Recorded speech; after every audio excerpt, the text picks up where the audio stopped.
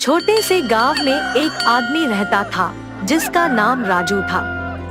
वह बहुत ही बुद्धिमान और समझदार आदमी था, लेकिन वह गरीब भी था। उसकी रोजी रोटी उसके चाट भंडार की दुकान से आती थी।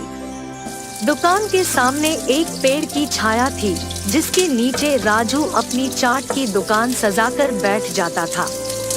वह कभी भी आलस्य में नहीं पड़ता था, बल्कि उसकी दुकान में बिना रुके लगातार काम करता रहता था। वह गरीब था, लेकिन उसकी मेहनती और उम्दा चाट ने उसे गांव का सर्वश्रेष्ठ बिजनेसमैन बना दिया था। राजू ने दुकान के आसपास की छोटी सी जगह में चाट बनाने का विशेष प्रणाली विकसित की थी। वहाँ वह अपने रहस्यमयी मसालों का उपयोग करके दिन भर चाट बनाता रहता था। वह जानता था कि उसकी चाट में उसके मसालों के अलावा भी कुछ खास बातें होती है, जो उसकी चाट को अन्य चाटों से अलग बनाती है। उसकी दुकान के आसपास खड़े गांव के लोग उसकी चाट का स्वाद लेने के लिए कातर होते थे।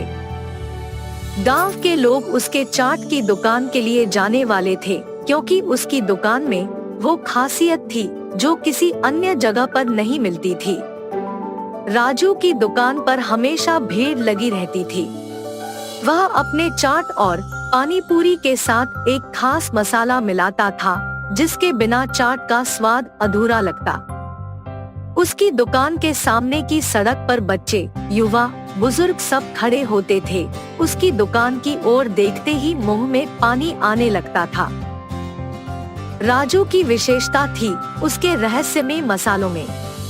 उसने अपनी दुकान की चाटों को वो खासियत देने के लिए उन मसालों को तैयार किया था, जिनकी बात सुनकर तो किसी भी चाट के शौकीन की जीभ चिढ़ जाती।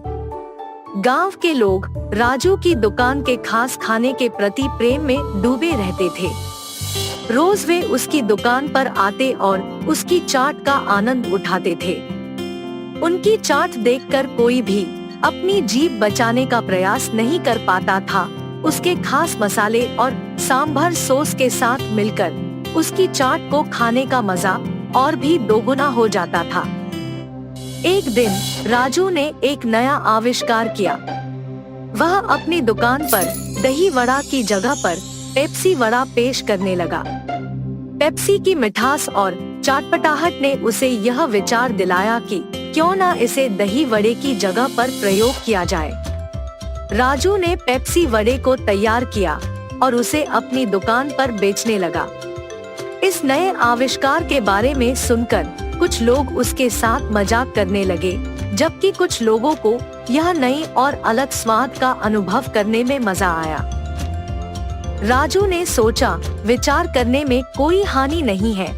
उसने पेप्सी वड़े के साथ उसके खास मसाले मिलाए और यह नया व्यावसायिक प्रस्ताव अपने गांव के लोगों को प्रस्तुत किया।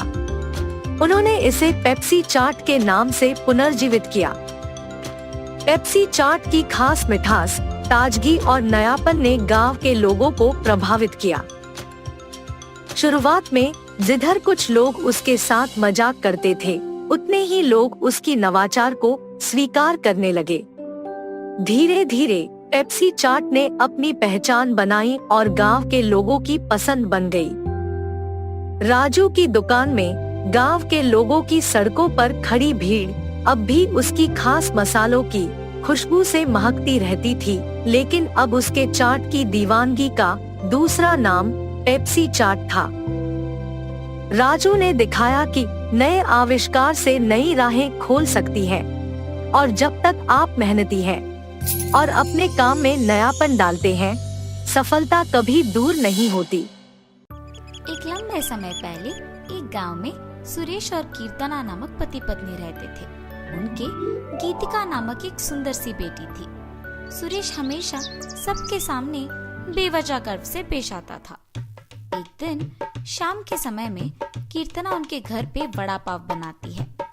कीर्तना, तुम्हारे हाथ का ये वड़ा पाव सच में बहुत स्वादिष्ट है। और इतने में उनके घर सुरेश के रिश्तेदार आते हैं।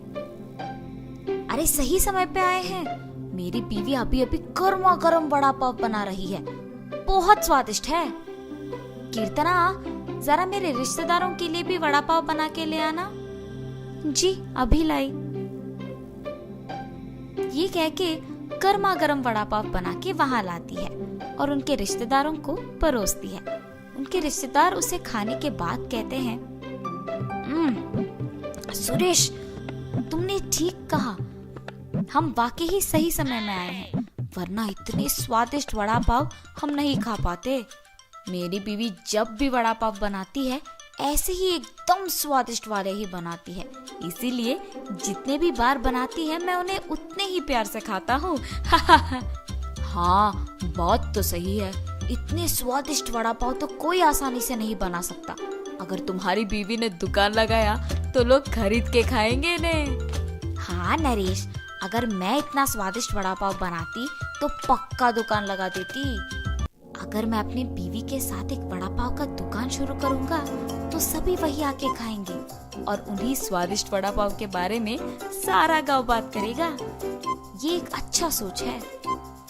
ऐसे ही उसके रिश्तेदारों के जाने के बाद भी उसी विचार के बारे में सोचते रहता है। तब कीर्तना को नजर आता है कि उसके पति किसी सोच में पड़े हैं। उनके पास जाकर कहती है, क्या हुआ जी, किस चीज के बारे में इतना सोच रहे हैं आप? कीर्तना, तुमने तो सुना है ना कि मेरे रिश्तेदारों ने क्या कहा, हम हमारे घर के सामने ही एक वड़ा पाव का दुकान लगाएंगे। तब मेरे रिश्तेदारों के ही तरह इस गांव के सारे लोग उसी के बारे में बात करेंगे। ठीक है, आपके विचार के अनुसार ही हम वड़ा पाव बना के बेचेंगे, लेकिन आपको अब से ऐसे बेवजह गर्व की बातें करना बंद करना पड़ेगा। अगर आप इसी बात को मानकर अपने बर्ताव को बदलने का वचन देंगे तो ही हम ये व्यापार शुरू करेंगे। हाँ, अब अगर मैं अपनी बीवी की बातों को नहीं मानूंगा तो वो शायद व्यापार शुरू करने के लिए नहीं मानेगी और मैं ख्यालों के अनुसार और मेरे ख्यालों के अनुसार कुछ नहीं होगा। ठीक है कीर्तना, तुम्हारी इच्छा के ही अनुसार मैं अपना बर्ताव बदलूंगा।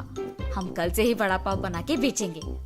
और ऐसे ही वो बाहर जाकर वड़ा पाव की तैयारी के लिए जरूरी सामग्री लेकर आता है और अगले दिन नरेश उनका दुकान शुरू करके उसके बीवी को वड़ा पाव बनाने के लिए कहता है। कीर्तना उसके पति के बातों के अनुसार ही वड़ा पाव बनाना शुरू करती है। स्वादिष्ट और गर्मा गर्म वड़ा पाव, आइए बाबू आइए।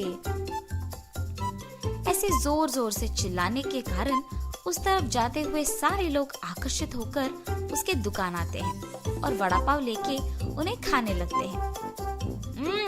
सुरेश, वड़ा पाव तो बहुत गर्म और स्वादिष्ट है। हाँ, अब तक मैंने इतने स्वादिष्ट वड़ा पाव कहीं नहीं खाया है। हाँ, मेरी पत्नी बहुत अच्छा वड़ा पाव बनाती है, उसकी तरह तो और कोई नहीं बना सकता है। ऐसे उनको वड़ा पाव देकर उनसे पैसे लेता है। उस रात को जब बैठ के वो आए हुए पैसों की गिनती करने लगते हैं तो कीर्तना कहती है, अरे वाह, पहले ही दिन हमें लाभ आया है जी। निवेश के पैसों से ज्यादा पैसे तो हमने कमाया है। क्या सच में? अगर हमने ऐसे ही इसे बरकरार रखा ना तो जल्द ही हमारा बहुत बड़ा व्यापार बन जाएगा कीर्तना। हाँ, आप सही कह रहे हैं। पहले ही दिन उतने पैसे देख पति पत्नी दोनों खुश होते हैं। ऐसे ही वो हर रोज उनके सोच के मुताबिक वड़ा पाव बना के उसे बेचते हैं और कुछ ही दिनों में उनका व्यापार अच्छा चलने लगता है। मेरे सोच के मुताबिक ही हमारा व्यापार अच्छा चल रहा है। किसी और के दुकान में तो इतने लोग ही नहीं आते हैं। कुछ दिन पहले शुरू करने के बावजूद हमारा व्यापार बाकियों से बहुत बेहतर चल रहा है। और हमेशा की तरह सुरेश वापस बेवजह के गर्व में डूब जाता है और बाकियों को भी वही बातें सुनाते रहता है। उस दिन दुकान को आए एक आदमी को वड़ा पाव लाकर देता है। मैं यहाँ जब भी वड़ा पाव खाता हूँ बहुत स्वादिष्ट होता है, एक भी बार इसका स्वाद नहीं बदला। हाँ हाँ, आपने सही कहा, मेरी बीवी बहुत अच्छा वड़ा पाव बनाती है। नया व्यापार होने के बावजूद बाकियों से हमारा बहुत अच्छा चल रहा है। हाँ। ऐसे ही वहाँ मौजूद सभी से बात करता है और ऐसे ही बात करते हुए वो उन लोगों से पैसे लेना भूल जाता है। उसके पैसे ना लेने के कारण सभी वहाँ आके उसकी गर्व की बातें सुनकर पैसे दिए बिना चले जाते थे। कुछ दिन बाद सबको जब सुरेश की कमजोरी का पता लग गया तो वो वड़ा पाव मंगा के उसे खा के पैसे देने के लिए उसके पास जाकर वड़ा पाव के बारे में बात करना शुरू करते थे। सुरेश उनके बातों में पड़ के गर्व की बातें करता था और उनसे पैसे लेना भूल जाता था और कुछ देर बाद वो लोग वहाँ से पैसे दिए बिना चले जाते थे। सुरेश के इस बर्ताव के कारण उनके व्यापार में नुकसान होता है और अचानक उनके सपने टूट जाने पर पति पत्नी दोनों बहुत निराश होते हैं। कीर्तना, मुझे माफ करो, इस सब का कारण मैं हूँ।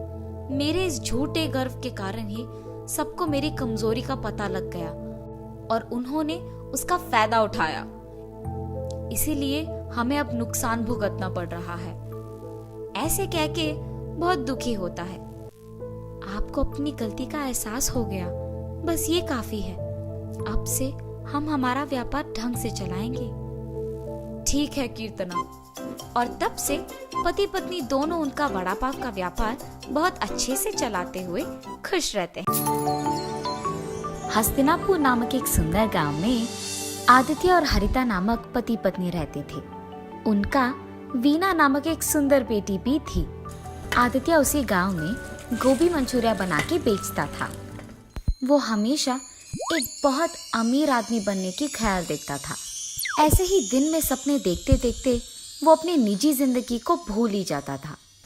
एक दिन आदित्य गोभी मंचूरिया बना के उसे बेचने लगता है। गोभी मंचूरिया, ताज़ा और स्वादिष्ट गोभी मंचूरिया, एक प्लेट का सिर्फ 40 रुपए। आइए बाबू आइए। उसकी चीखें सुन और उसकी दुकान से आ रहे अच्छी सुगंध को देख सभी उसके पास जाने लगते हैं और वहाँ का गोभी मंचूरिया खा के ऐसे कहते हैं, अरे वाह आदित्य, गोभी मंचूरिया एकदम मस्त है, कमाल है। अरे हाँ आदित्य, ये तो बहुत ही बढ़िया है। तुमने एकदम बढ़िया गोभी मंचूरिया बनाया है। ऐसे ही सारे लोग उसके गोभी मंचूरिया की तारीफ करते हुए खुशी से खाते रहते हैं। यही तो चाहिए मुझे। एक दिन मैं ऐसे ही गोभी मंचूरिया बना बना कर बहुत ही अमीर बन जाऊंगा और मैं एक बड़ा सा गोभी मंचूरिया बनाने वाला दुकान लगाऊंगा और वहाँ पे भी मैं नहीं बल्कि मेरे नीचे काम करने वाले वहाँ गोभी मंचूरिया बनाएंगे। मैं बहुत जल्दी बहुत ही अमीर बन जाऊंगा। वो दिन दूर नहीं है जिस दिन मैं अपना खुद का दुकान चलाऊंगा और मुझे बहुत सारे पैसे मिलेंगे और मैं खुशी से जी पाऊंगा। ऐसे ही वो उसके ख्यालों में खो जाता है। आदित्य, अरे आदित्य, अरे ये क्या हो गया इसको? इतनी बार बुलाने के बावजूद नहीं मुड़ रहा है। हाँ, इसके बारे में ये तो सबको पता है। ये हमेशा उसके ख्यालों में खोया हुआ रहता है। दिन में ही सपने देखता है और निजी जिंदगी भूल ही जाता है। इस गांव में अब तक किसी ने भी इसको मंचूरिया के पैसे नहीं दिए हैं। इतना खोया हुआ रहता है ये। चलो, अब इसको बुलाकर कोई फायदा नहीं है। उस आदमी के ऐसे कहने पर वो दोनों वहां से बिना पैसे दिए चले जाते हैं। आदित्य के इस बर्ताव देख उसकी बीवी बहुत चिंतित होती है। उसको हमेशा इस बात का चिंता रहता है कि ऐसे ही अगर आदित्य अपनी निजी जिंदगी के बारे में भूल कर सपने में ही जीता रहेगा तो उनकी बेटी का पढ़ाई का क्या होगा। और इसी बात को लेकर वो हमेशा दुखी रहती थी। हर रोज अपनी बेटी के बारे में और अपने पति के बारे में ऐसा सोच सोच कर चिंतित होने से कोई फायदा नहीं है। मुझे अब खुद ही कुछ करना होगा। मैं देखते देखते अपनी बेटी का जिंदगी खराब नहीं कर सकती। इसीलिए मैं खुद से पैसे कमाऊंगी। कोई भी काम करके मैं पैसे कमाकर अपनी बेटी को पढ़ाऊंगी। अरे हाँ, मेरे पिताजी तो उनके खेत में गोभी उगाते हैं ना। मैं भी उनकी सहायता करूंगी और ऐसे ही मैं पैसे भी कमा सकती हूँ। तो चलो, मैं गोभी उगाकर आए हुए पैसों से अपनी बेटी को पढ़ाऊंगी। और उसके फैसले के मुताबिक ही हरिता उसके पिताजी के खेत में गोभी उगाते हुए उनकी मदद करते हुए आए हुए पैसों से उसकी बेटी को पढ़ाती है। ऐसे बहुत दिन बीत जाते हैं। एक दिन जब आदित्य उसके दुकान में गोभी मंचूरिया बना रहा था तो उसे एक आदमी उसके कार में उसके आगे से निकलते हुए दिख जाता है। उसे देख वो अपने आप में सोचता है, मुझे जल्द से जल्द इस गांव में सबसे अमीर बन जाना होगा और उसके बाद मैं सबसे बड़ा कार खरीदूंगा और ऐसे ही सारा दिन उस गाड़ी में घूमता ही रहूंगा। ऐसे ही ख्यालों में खोए हुए वो दिन में सपना देखने लगता है कि वो उस गाड़ी में बैठा है और पूरा गांव सैर कर रहा है। इतने में वो भूल ही जाता है कि उसने गैस पे गोभी मंचूरिया को लगा दिया और उसे बंद नहीं किया। इस कारण गोभी मंचूरिया कुछ देर बाद जलने लग जाती है और आदित्य को ये बात बिल्कुल पता नहीं चलता है। इतने में एक आदमी आदित्य के पास जाता है और उसे बुलाता है, सुनिए सुनिए भाई साहब। पर आदित्य तो उसे देखता भी नहीं है। अरे ये क्या, मैं इस आदमी को बुला रहा हूँ और ये बिल्कुल नहीं सुन रहा है। मैंने सोचा कि यहाँ आकर मैं इन्हें नौकरी के लिए पूछूंगा, पर ये तो सो ही रहे हैं और जितना भी बुलाऊं उठ ही नहीं रहे हैं। पर यहाँ और कोई भी तो नहीं है, मुझे इन्हें जगाना ही होगा। हेलो भाई साहब, आप सुन रहे हैं? भाई साहब उठिए। उस आदमी के जोर से बुलाने पर आदित्य अचानक उठ जाता है। हाँ, कौन हो तुम? क्या चाहिए तुम्हें? भाई साहब, मैंने वो सोचा कि आपकी दुकान में अगर कोई काम हो तो। कोई भी काम चलेगा, मैं कुछ भी करने के लिए तैयार हूँ। मैं अपनी दुकान में काम खुद कर सकता हूँ। अरे यहाँ मैं आराम कर रहा था, अच्छा खासा एक सपने को देख रहा था और तुमने मुझे जगा दिया। चले जाओ यहाँ से, तुम्हारे कारण मेरा अच्छा सपना टूट गया। मैं तुम्हें कोई काम नहीं दूंगा। आदित्य के ऐसे कहने पर वो आदमी बहुत दुखी होता है और चुपचाप वहां से चलने ही लगता है कि इतने में उसे दुकान से जलने की बू आने लगती है। ये जलने की बू कहाँ से आ रही है और लग रहा है कि बहुत भयानक भी है। ये सोचते हुए वो इधर उधर देखने लगता है। इतने में उसको दिख जाता है कि ये बू आदित्य की दुकान से आ रही है और तुरंत वो आदित्य के पास जाकर कहता है, अरे भाई साहब, लगता है कि आपने बहुत मेहनत करके ये गोभी मंचूरिया बनाया है, पर आपने गैस बंद नहीं किया। शायद आप भूल गए होंगे। क्या? मैंने गैस बंद नहीं किया? ये कहते हुए आदित्य उसके गोभी मंचूरिया के पास भाग कर जाता है। उसे बर्बाद होते देख वो बहुत निराश होता है। मैंने इस आदमी पे चिल्लाया है और इसने फिर भी मेरा भला ही चाहा है। लगता है कि ये आदमी बहुत अच्छा है और नेक इंसान है। इसे अगर मैं काम पे लगा लूंगा तो दोबारा जलने से बचाएगा मेरे गोभी मंचूरिया को, और उसके सिवाय अगर मैं कभी अपने ख्यालों में खो भी गया तो ये मुझे संभाल लेगा। यही बेहतर है कि ये मेरे पास काम करे। सुनो, तुम्हारा नाम क्या है? जी किरण। ठीक है किरण, तुम्हें कहीं जाने की जरूरत नहीं है। तुम मेरे यहाँ काम करोगे। कल से आ जाना। मैं मंचूरिया बनाऊंगा और तुम उसे जाकर अपने ग्राहक को दे दोगे, ठीक है? जी साहब, मैं कल से आ जाऊंगा काम पे। उनके फैसले के मुताबिक ही अगले दिन जब किरण काम पे आता है तो आदित्य गोभी मंचूरिया बनाते रहता है और किरण उन्हें ग्राहकों को पहुंचाते रहता है। पर हर रोज की तरह उस दिन भी आदित्य उसके ख्यालों में खोए रहता है और पैसे लेना भूल जाता है। तब किरण सारे ग्राहकों को गोभी मंचूरिया पहुंचा के उनसे पैसे ले लेता है। रात होने के बाद आदित्य वापस निजी जिंदगी में आ जाता है और कहता है, हाँ, लगता है रात हो गया। चलो किरण, हम सामान लेकर घर चले जाते हैं। जी साहब। और साहब, आज के पैसे ये लीजिए। हाँ, मुझे तो पता भी नहीं था कि तुमने ग्राहकों से पैसे लिए हैं और तुम ये बात छुपा भी सकते थे, पर तुमने ऐसा नहीं किया और बहुत ईमानदारी से तुमने मुझे आज के पैसे दिए हैं। मैं हमेशा अपने ख्यालों में खोया रहता हूँ, इसलिए कभी पैसे घर लेके नहीं गया हूँ, पर आज सिर्फ तुम्हारे कारण मैं इन पैसों को घर लेके जाने वाला हूँ। मुझे बहुत खुशी हो रही है। ये लो, इसमें आधा हिस्सा तुम्हारा है। ऐसे कहकर किरण को उसका हिस्सा देकर खुशी खुशी वो पैसे उसके घर लेके जाता है। घर जाते ही, ये लो हरिता, आज के पैसे। क्या? आप पैसे लेकर आए? मैंने तो सोचा ये दिन कभी नहीं आएगा जी। मुझे आज बहुत खुशी हो रही है। हरिता के ऐसे कहने पर आदित्य उसे किरण के बारे में सब कुछ बताता है। भगवान का लाख लाख शुक्र है कि आपको काम में मदद करने के लिए एक ईमानदार और नेक इंसान मिल गया। चाहे कुछ भी हो जाए उसे काम से कभी ना निकालिए जी, ठीक है? हाँ हरिता, कभी नहीं निकालूंगा। ऐसे ही कुछ दिन बीत जाते हैं।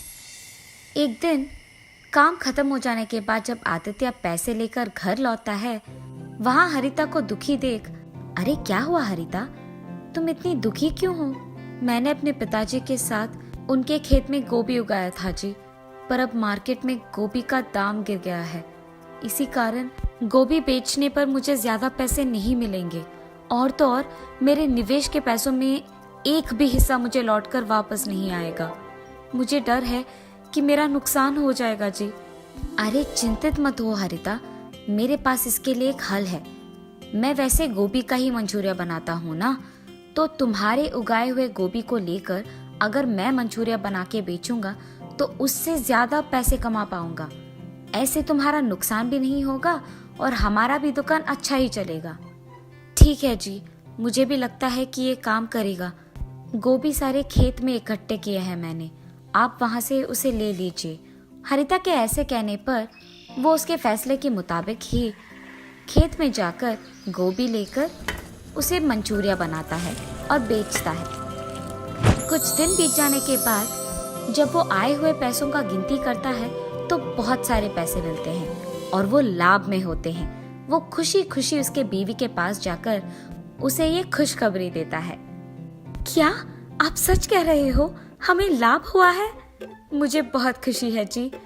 इसका मतलब तो ये है कि जब भी आप ख्यालों में खोए नहीं रहते हैं तो आपका दिमाग भी बहुत तेज चलता है। मुझे तो लगा कि आप उन ख्यालों से कभी बाहर नहीं आएंगे, पर आज आपको ऐसे देखकर मुझे बहुत खुशी हो रही है। अब से हर साल मैं अपना गोभी उगाकर आपको ही दूंगी और आप ऐसे ही लाभ बनाएंगे। मंजूर है? हाँ हरिता, मंजूर है। उसके बाद आए हुए पैसों में कुछ हिस्सा आदित्य किरण को देता है और बाकी के वो अपने दुकान में निवेश के रूप में लगाता है। आदित्य जल्द ही उसका अपना दुकान लगाकर उसमें किरण के साथ गोभी मंचूरिया बना के उसे बेचने लगता है। स्वादिष्ट गोभी मंचूरिया बनाने के कारण सारे ग्राहक उसके पास ही आते हैं और बहुत ही जल्द आदित्य बहुत अमीर बन जाता है और एक बड़ा सा गाड़ी और घर खरीद के वो उसके ख्यालों को सच में बदल देता है और खुशी से जीने लगता है। किरण, आज मैं अमीर हूँ, मेरे पास गाड़ी है, बंगला है और मैं खुश हूँ। ये सब सिर्फ तुम्हारे कारण हुआ है। अगर तुम मेरे पास भरोसे के साथ काम नहीं करते और ऐसे ईमानदार और नेक नहीं होते तो शायद मैं अपने ख्यालों को सच में कभी नहीं बदल पाता। मैं तुम्हारा एहसान कभी नहीं भूल पाऊंगा। अरे साहब, आप ये क्या कह रहे हो? आपने अगर उस दिन मुझे नौकरी का ये एक मौका नहीं दिया होता तो मैं भी आपके साथ इतना ऊंचा नहीं आता और इतना मेरा जिंदगी नहीं बदल पाता। आज मेरी इस खुशी का कारण आप हैं। मुझे आपको धन्यवाद कहना चाहिए उस एक मौके के लिए। आदित्य को जल्द ही उसके गलती का एहसास होता है। ख्यालों में खोकर निजी जिंदगी को भूलना अच्छा नहीं है। ये जानकर वो तब से दिन में सपने देखना छोड़ देता है। किरण और आदित्य दोनों साथ में काम करते हुए हमेशा की तरह खुश रहते हैं।